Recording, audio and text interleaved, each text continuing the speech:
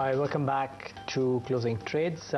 Let's get in more voices. And the president of CRISIL Research joins us right now on the show, Mr. Mukesh Agarwal, to talk about this inflation-linked GSEC index, which is the CRISIL IIGS index. Thanks so much for joining, Mr. Agarwal. Tell us more about this index that you've launched. What is the rationale and what are the constituents of the index?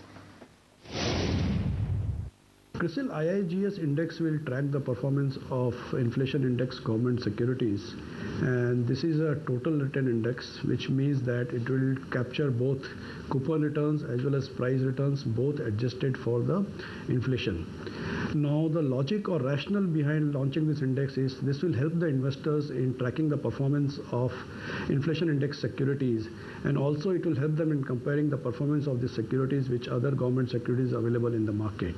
Now, if you see that two mutual funds have already launched two inflation index bond funds, and two more are in the pipeline. So it will help the fund managers in benchmarking the performance of their funds with this particular index. Now, the composition of this index, as of now, it includes only one security, which is 1.44% inflation index government stock 2023. As and when government launches more securities, we will include them in our index. Inflation index bonds launched in June last year have not received an encouraging response and volumes have fallen. What is the reason behind this? Even though, there seems to be some attraction as far as pricing of these bonds is concerned from an institutional perspective, what will help the index? There are two reasons why these bonds have not become popular. First is the floating stock is low at around 6,500 crores. And the second is these are WPI linked. Investors were expecting the index bonds to be linked to CPI, and they are waiting for CPI linked index bonds to be launched. Anyhow, despite that, I think how the index will help is, one is because the index will tell the investors about the performance of these securities, and they can also compare the performance of the securities with other GSEC securities.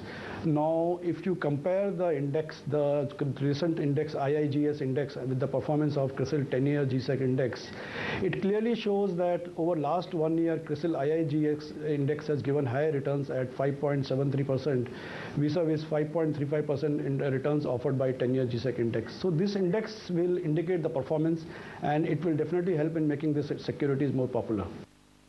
Do you think the RBI is likely to launch the CPI-linked inflation bonds for institutional investors going ahead? See, we believe that RBI will definitely consider the CPI-linked index. In fact, last December, they had launched this CPI-linked index bonds for the retail investors, but somehow this didn't take off because they were not very tax-friendly.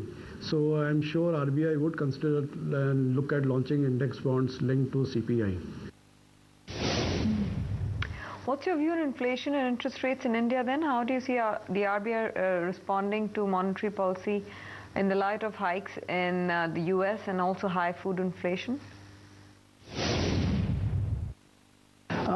Over the next 3-4 months, we expect the inflation to come down as the favorable base effect kicks in. And also, if you look at the pressure on the food prices is lower. Plus, and this is mainly due to the proactive measures taken by the government, plus the lower crude prices will also help in keeping the inflation lower. Now, coming to the interest rates, we don't expect RBI to cut the repo rates before April 15. And this is mainly because RBI is targeting 6% CPI by January 16. So until unless it gets the comfort that inflation is on a downward trajectory on a consistent basis, they will not look at lowering the interest rates. And our forecast is that the interest rates, 10-year interest rates will remain at around 8.5% by March 15.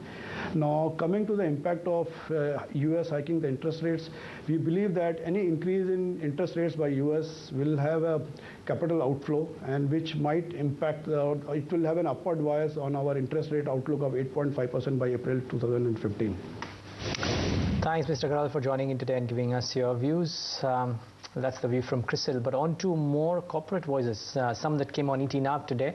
And Ramkumar Krishnamachari, who is the CFO of Just Dial. Remember that stock has done very well, and the company is confident that it will continue its robust